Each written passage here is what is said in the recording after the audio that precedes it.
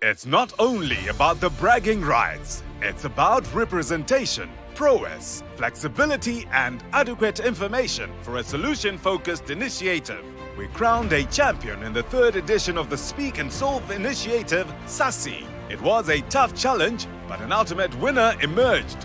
Taking the trophy, which has been in the custody of the Harare Institute of Technology, the Midland State University held the cup for the first time, marking themselves as the team to beat in the 4th edition of the SASI debate. They fought a good fight. Will they follow in the footsteps of their predecessors and be the winners this year? Do they have what it takes to take it home yet again?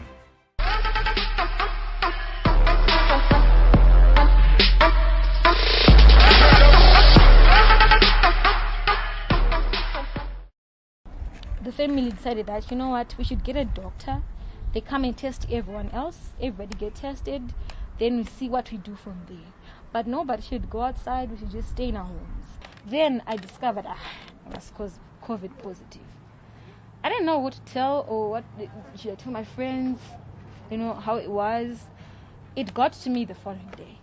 When now people are now showing you that you are now different. Right? You're now different. You need to stay on your own. You need to do stuff on your own. People are wearing masks around the house. People are wearing gloves around the house. People are eating on their own. And then you are on your own. They talk to you, but it's just one of those. You know how it is. They try to make you feel comfy, but then it's different. So that's when it's really struck me that, you know what, I'm positive. And I might just die. The same way these guys did. Yes, people are dying, but you can recover. Because let me tell you one thing that kills people the most. It is the psychological mindset. That's what kills people. The moment you have that thought, fine, you're sick, but the moment you realize that you're sick and it's bad, it even gets worse. But you are sick and then you realize that, you know what, I know it could be okay, it could be fine. Staying positive at all times.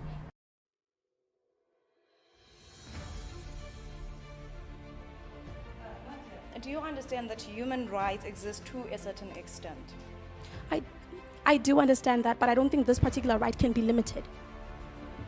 What makes you say that? We think that democracy is a very important thing in any society.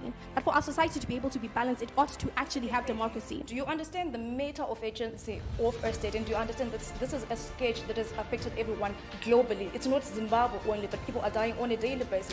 And so it's a scourge. Perfectly. That's why we gave you the solution of herd immunity, which is going to work perfectly. How is that a solution if it's not offering any cure, if it's not offering any immunization, if it's not offering any way to flatten the curve, just like we are saying that, as we were saying that we should at least vaccinate everyone. Okay, thank you so much. Zimbabweans want to get vaccinated, ladies and gentlemen. The vaccine is just not enough, but we want to, so we don't have to be forced because we want to. Okay, so clarify on the contradiction that everyone is willing to, but then there are shortages of vaccination. And then you also go to the point of saying that, well, we shouldn't be forced because if I don't want to be injected, I don't want to be injected. What exactly do you mean? I'm losing you right now. I can't understand. Is the problem the shortages or the problem not you wanting to be vaccinated? Okay, the shortage is the problem to do with the government, not me. But we are saying that in cases where someone has asthma, someone has another issue and they don't want to get vaccinated, they have their beliefs, then that person ought not to be forced. There are already like 70% of people that want to be vaccinated. They are about 5 vaccinations that have been approved by WHO, which means that they might be compatible with different people. All right. Okay, instead of telling us about how they are doing it and from the Matopi, can you actually give us a comparative analysis on how protection itself is more beneficial than totally abstaining from sex? Yes, you see, the consecutiveness of decreed events is to be accepted in veritable state, even if the republic is on its undesirable state. Okay, thank you, sir. Also, can you give us a statistic from anywhere where protection is also proven 100% safe measure against STIs and unwanted pregnancies? Go and check the UNDP page and report. You see that since they introduced the condomize campaign, especially in Namibia, you see the statistics themselves, they'll show you the percentages. And lastly, do you think kids have the rational thinking capacity in schools, especially primary schools, to handle sex education and protection with the penis models and condoms on them? A 12-year-old, as I was mentioning, if you were listening, is actually in the business of commercial sex work. And what we are saying also, as the fact that although vaccination provides immunity, we are also noting the fact that the COVID-19 vaccine does not offer like 100% immunity. But what we are saying is we are giving those people a chance to get this vaccine so that we deal with the new variants that are taking a surge, especially the third wave that is now taking place in Africa currently and all over the whole world, needless I say. We are also talking about, they also mentioned that Britain has revised, that Britain is not forcing its citizens to be vaccinated, but it has dealt with, the increase in the number of cases. What we are saying is Britain has revised its policy and it's not forcing. So if that cannot be a clear case, we are saying that maybe we have to revise, maybe not to force, but what we are saying is now that as Zimbabwe, we have to force. Hello, my name is Nadia Mutisi. I'm a second-year law student at the University of Zimbabwe. My name is Ebenezer Kudita from the University of Zimbabwe. I'm very excited to be part of the 2021 SASI debate competition. I think last year we came so close, but this year we're more than confident and ready that we are bringing the trophy home this year. I think we've come so close so many times, and every other time that we came so close, we went back and we got the trophy. So definitely, University of Zimbabwe is coming to conquer in 2021. My message is very clear that this year things are going to be different. This year they will see a team that they've never seen before, and they are most definitely going to lose this year.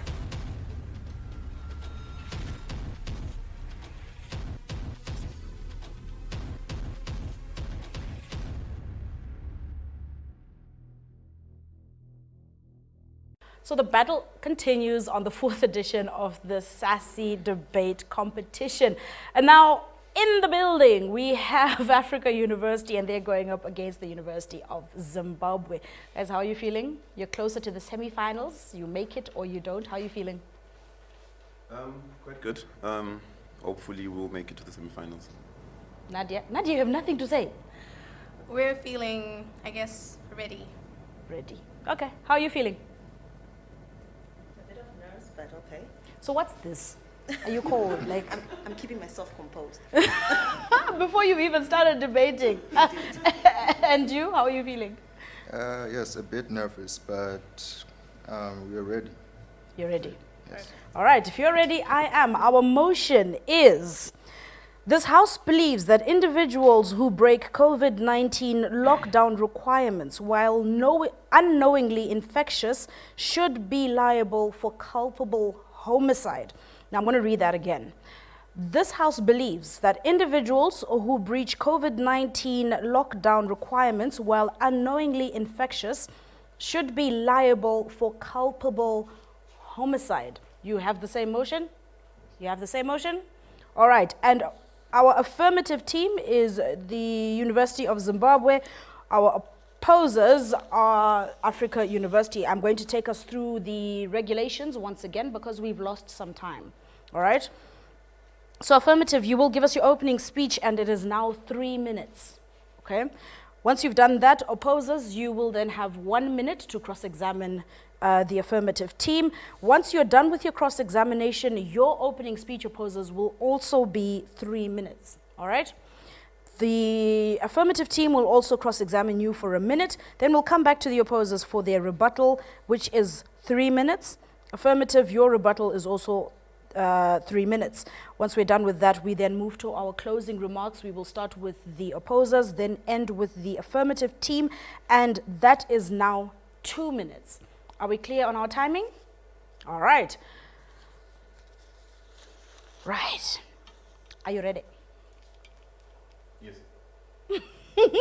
Your clock starts now. The world has been under a lot of threat for the past 2.5 years of COVID-19. meaning that we are officially at a war against the coronavirus. How then do we best deal with the situation of coronavirus, and how do we help curb the spread?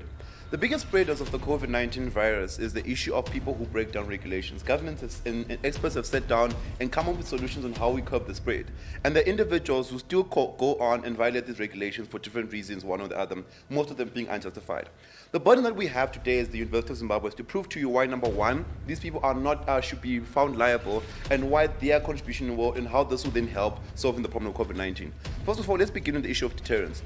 What you need to understand that people understand that the consequence of breaking lockdown regulations is a very small price to pay. For example, in Zimbabwe, people are paying 500 RTGs, which is a very small price to pay, considering that these people are literally risking the lives of each and every single individual in the country. Each regulation that you break exposes yourself to exposing a lot of people. So globally, one person has the potential to infect 59,000 people in terms of ripple effect. You boil that down to Zimbabwe, where a single individual has the potential to affect about 2,000 individuals. We talk about buses, we talk about the people at home, and how those people then spread. Meaning that if the percentage of death is at 2%, you have a situation whereby 20 people are being caused to die because of a single action. Meaning that each individual and any action that you cause, that like lowering your mask and all this lockdown regulation, directly contributes to the loss of life of someone else. And you can't just say that is something that's punishable by $500. We think we need to have a real looking in terms of how that happens. What we're then saying is that with these people, when they breach regulation, they're liable for culpable homicide. What is culpable homicide? Within culpable homicide is the killing of someone through negligence. The intention may not to kill, but by virtue of the negligence, that is the outcome.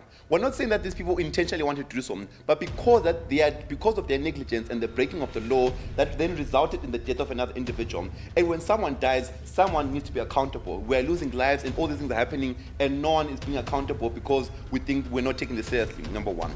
Secondly, we'll tell you how then this also provides a societal discourse. Once we implement such a policy, it means that people are more cognizant, not just of lockdown regulations, but also cognizant about the coronavirus and how to spread it. Like when you have a policy as drastic as this, it means that people, number one, are following rules now, but also more importantly, are having conversations with friends, conversations with families about how best do we deal with the solution of COVID-19, start masking up, steaming, all the other remedies that are being implemented in society.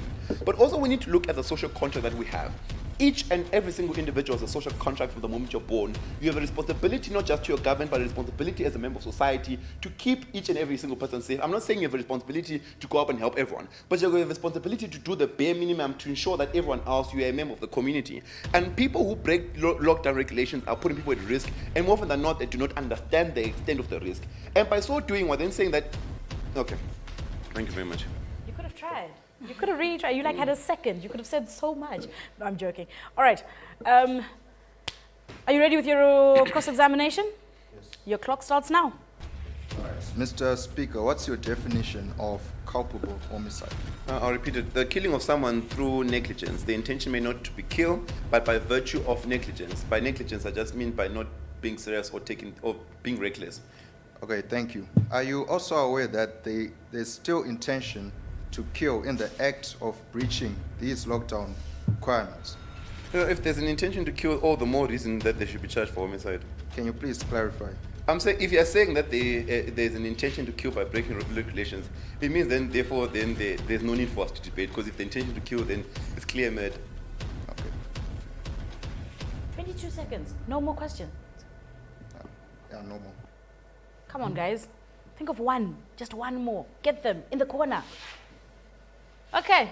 They cede their time to me, which then means I will now ask you to give your opening remarks, and your time starts now. Ladies and gentlemen, this House does not believe that individuals who breach COVID-19 lockdown requirements should be liable for culpable homicide, whilst knowingly infectious should be liable for culpable homicide. As the opposition, we actually think that this is a lighter sentence to people who actually breach COVID-19 regulations. Ladies and gentlemen, I want you to clearly know that when one breaches COVID-19 regulations, they are intentionally doing it. They actually know that there is a risk of them actually contracting the disease. What we are saying as the non-affirmative is saying that culpable homicide is actually a lighter sentence. When you're held with culpable homicide, you're actually doing it without the intention. But breaching COVID-19 regulations, ladies and gentlemen, you have the intention. Hence, it is then qualified as murder. Ladies and gentlemen, our own aim here, it is actually to curb the spread of COVID-19 virus, ladies and gentlemen. The conditions for murder is unlawful. It is actually showing that the law of being unlawful here is actually being applied because someone is actually breaching. If we wanted to make things worse, this is a state of emergency. One should actually then be further charged with treason, ladies and gentlemen, because it is a presidential command that has been passed, and then people should be able to actually follow this presidential command, ladies and gentlemen. I actually think by actually giving them the choice to then later in life get bail, actually get the chance to appear upon a court of law is actually lighter. Let them be charged by murder. Let them let them face life imprisonment. When I go out in the public, I know that I am actually going to contract COVID-19. And I actually know that maybe I am unknowingly infectious, and I do not care. Hence, you know what you are doing. We are dealing with a population that has got logic. Zimbabwe has got the highest educational rate in Africa. Hence, we are not dealing with a population of toddlers. Hence, these people are aware that what I am doing has repercussions. Hence, let them meet these repercussions. Let them actually be filed and actually be cased with murder. And as the non-affirmative, we stand still and stand firm with this. In actual, we actually think that this is not culpable homicide? No, it's not culpable homicide because there was actually intention. Hence, because there was intention, it qualifies to be murder. Hence, this is a lighter sentence. We are demanding a higher sentence, and with this, we rest our case. 28 seconds, and wow, that was quite a plot twist. Okay. Are you ready with your cross-examination? Ready. Yeah. Sorry. Your clock starts now. Okay, so Madam Speaker, do you understand the difference between murder and culpable homicide? Can you explain that? Culpable homicide is the negligent killing of the next party, whilst murder is killing with intent. You know what you're doing, you're using logic, hence it is murder. Okay, so you want to go against the criminal law code of Zimbabwe and tell us that the criminal law code is wrong and that you want to say that in culpable homicide, well, in this particular case, you're saying that negligence then now becomes murder. Statutory Instrument 27 actually shows you that when someone is doing things with the intent, it is actually murder. With culpable homicide, let me give you an instance. Someone is driving a car and then he or she actually hits a person on the road. Now that is negligent, Okay. and that is culpable homicide. Thank you very much. I think, do you understand that where you have essential elements that are meant to be met, if you then say that it's murder and then you go to court and then those essential elements are not met, you actually will not be convicted? You can be convicted. When you don't meet the essential elements? This is the thing. Essential elements are being met here because there is intent. Let's breathe, ladies. Breathe. Okay. Opposers, your rebuttal. Are you ready? All right, your clock starts now. All right, ladies and gentlemen, it is my duty as second speaker of the non-affirmative delegation to offer a rebuttal to the points raised by the affirmative delegation and to prove how irrelevant their points are in the debate in session, and further emphasizing on our argument that this House does not believe individuals who breach COVID-19 lockdown requirements. This House does not believe individuals who breach COVID-19 lockdown regulations while unknowingly infectious should be charged with culpable homicide. We're saying that they should be legally answerable for murder instead. I'm going to give a rebuttal to the points raised by the first speaker of the affirmative delegation, saying that breaches are the primary spreaders of the virus and that these spreaders do not understand the risks involved. Breaches are not the only spreaders of the virus, as other people as well can spread. People at home, they can also spread the virus unknowingly to others within their confines. Going to further state that whether you know that you're infectious or not, chances of contracting and spreading the virus is still highly probable when you breach these lockdown requirements. Culpable homicide is murder in the act if the act is committed with an intention with a negligent intention to cause death, and breachers are well aware of the consequences of breaching and should be prosecuted for murder for their non-compliance to the lockdown requirements stated by the law. We believe that this is actually treason to the statute stated by the government that people should adhere to these lockdown requirements. By breaching these lockdown requirements, they are actually contradicting what the law states, that people should stay at home in order to curb the spread of the virus to others. We also believe that citizens use logic in their decisions. Thus, they know that they should not break or breach the lockdown requirements, as this could cause the further spread of the virus and potentially killing others by infecting them. Breachers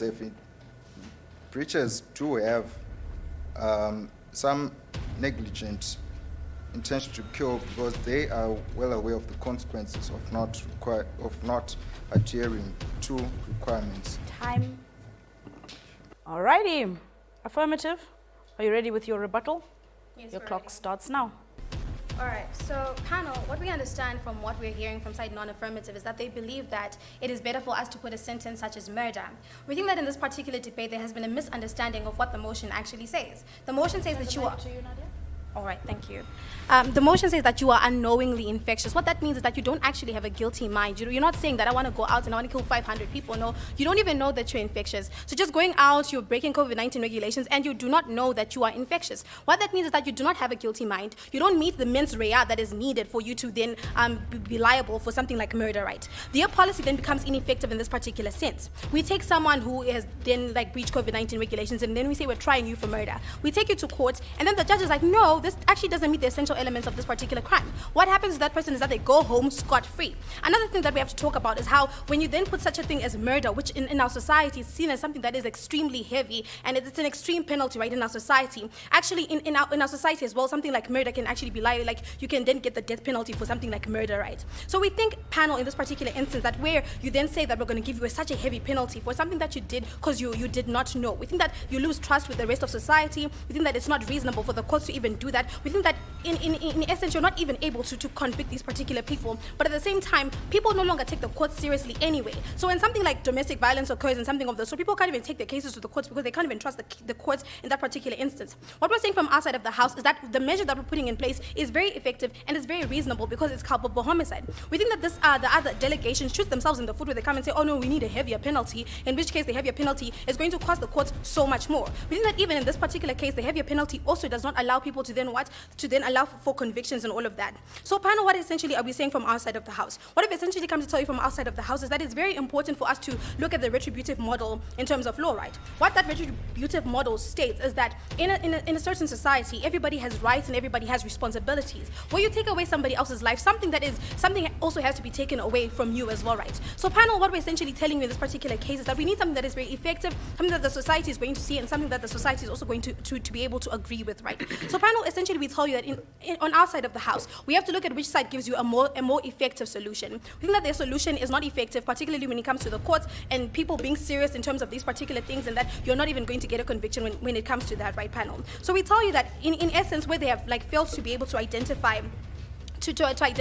what the key elements or what this motion actually requires, then lose this particular debate, and that gives us no room to be able to argue against anything because they failed to understand the motion. We think that in this particular case, we need something that is reasonable, something that is going to be effective, and something that the world over is going to look at. We think that all over the world, people look at precedents, right? We are setting precedent, and then if we come and say that in this particular case, we're going to try you for murder and all of that stuff, right? We think that it sets a bad precedent for future cases that are going to take place within our society. We think that is very important for the judiciary to remain just, to remain reasonable, and to remain relevant in this particular case.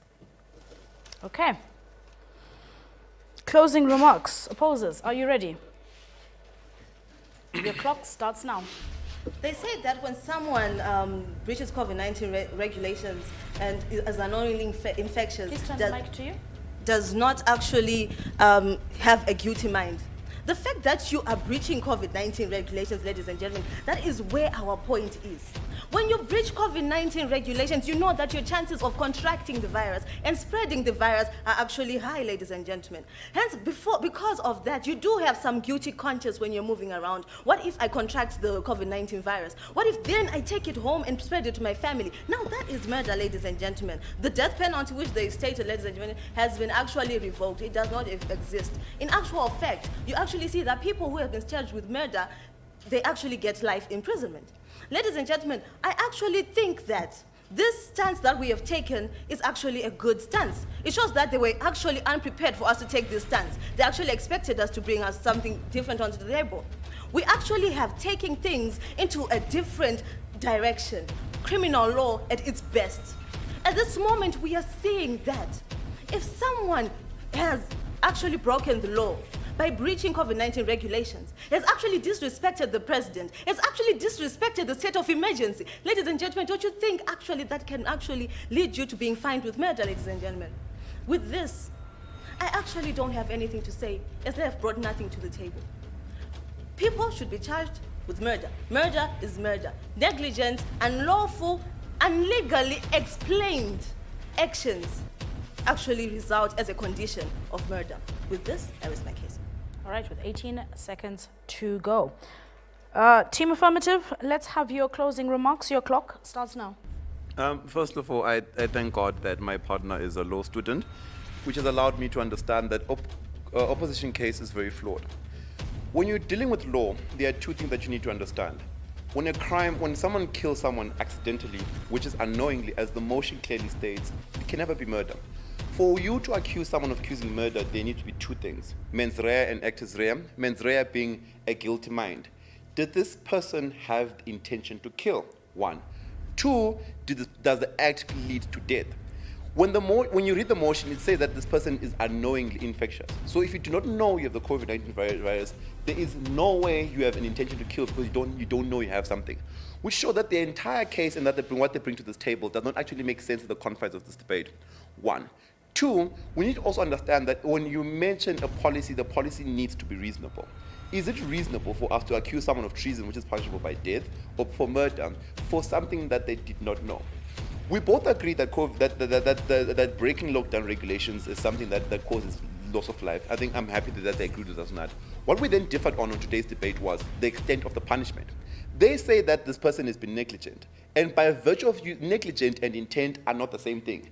They want something that has a requirement of intent, but the entire speech they talked about how negligence, meaning that if they concede to negligence and they concede to unknowing, it means that it can only be culpable homicide in terms of how this debate needs to happen. But also what else then happens in this debate? We also need to understand, panel, that the criminal law code of Zimbabwe has defined certain things and defined how our legal structure should work, right? Meaning that there are certain things that by definition or by our criminal law code cannot be classified or not be charged under certain things. If we go ahead with their policy, what then means that you have people who are being tried for murder and people who get away scot-free because they do not meet the requirements that Nadia has been telling you about. Meaning that so it is important for us to understand that our laws, yes, need to be just, but also need to be reasonable. And we are the only reasonable team in this debate. Thank you very much. All right. So, Team Affirmative, those markers, what happens? Are you saying I've said this and I've said that? And yes, that I haven't also said this, and how are those working? It allows you to, when you have a lot of things to say, it allows you to highlight the most important things so that you don't leave out the important things, since time is so short. I'm organized. Okay. All right. All righty. So, if you're just joining us, you're watching the SASI Debate Competitions 2021. This is the 4th edition. Of course, from the beginning, we had 10 teams competing, 10 universities from across Zimbabwe competing for this trophy. Take home the ultimate title of debate champion. Now we are down to 8 teams. My maths is correct, right? Before I said we were 4, and then I was just confusing myself. We have seen 3 teams go up against each other so far. We are left with 1 round in this particular stage, after which we head to the semi-finals. But I do want to ask you, should you watching, should you be charged with murder if you breach the COVID-19 lockdown rules? Should you? And if not, what do you think is a better punishment? Let's hear from you in the comment section. Remember the hashtags to use are hashtag SASI for Hope and hashtag SASI Debate 2021. We'll be right back with the last teams.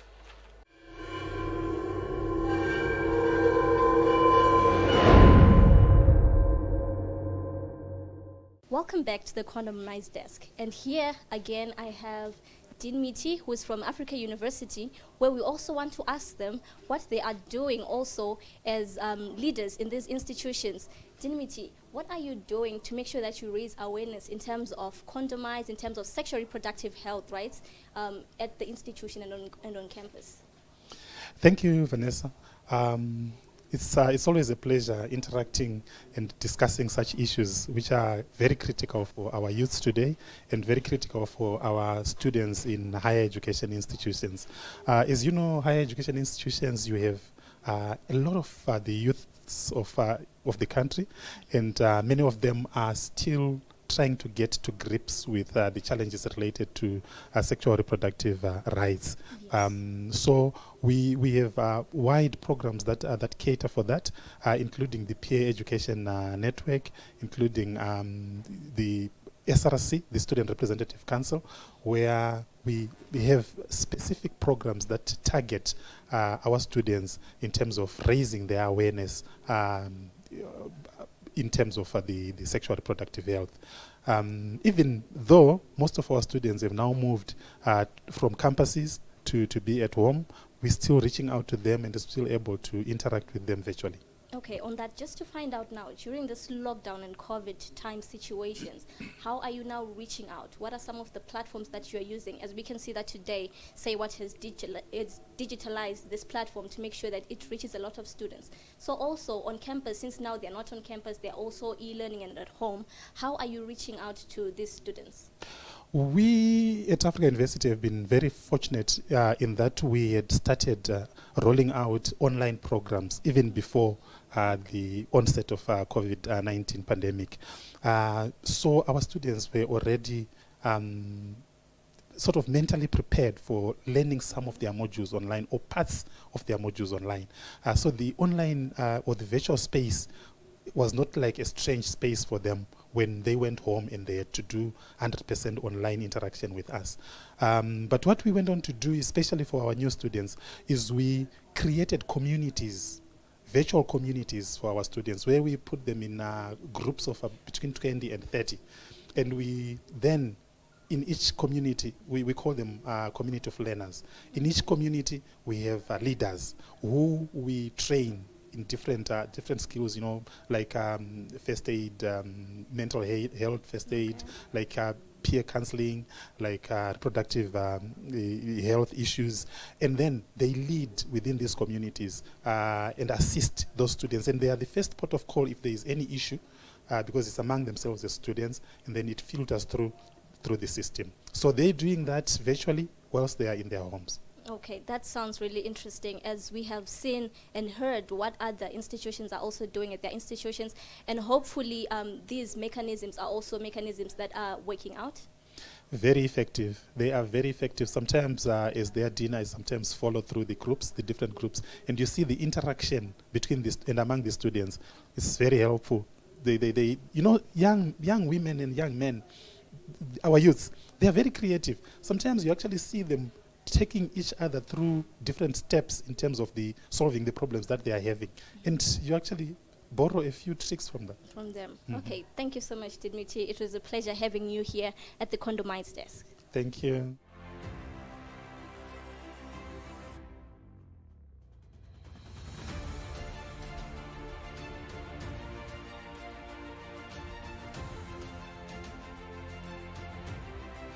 Hi guys, my name is Giselle. Hi guys, my name is Maya. Child abuse must come to your store. If you have been abused, call the Say What call center number 577 if in case of abuse.